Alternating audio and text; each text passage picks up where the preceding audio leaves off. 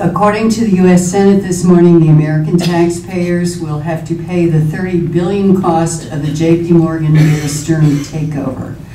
How is this possible? That's the question. Maybe it should be, how is this possible?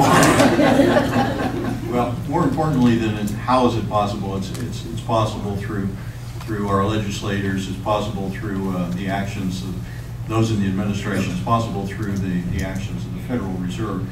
But what is more important is not what we're doing with Bear Stearns, but what we're not doing with individuals. We have corporate bailout, but we don't have concern for individuals. We're clearly going to get to that. We have a fair number of citizens, some of whom have acted in good faith, who have mortgages that they're not going to be able to afford. We have all kinds of people who have health problems, any number of things.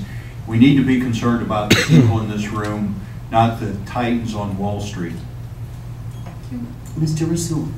Just to make a quick defense of the VA system, Walter Reed is not part of the VA system. So I just wanted to mention that because I'm very proud of our... No rebuttal, I apologize. I just wanted to say that because I'm very proud of our VA medical system down in Salem. But I wanted to say that it's what it is. It's a $29 billion insurance, basically, for the buyout. So if something were to happen and things were to go south, and basically the federal government, I believe that the first $1 billion is covered, but then they would have to cover it themselves, the first $1 billion, but then the next $29 billion we would have to come up with it, the federal taxpayers.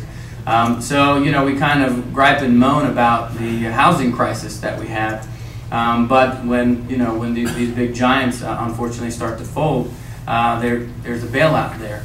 Well, I believe that the fundamental problem is just a lack of proper oversight.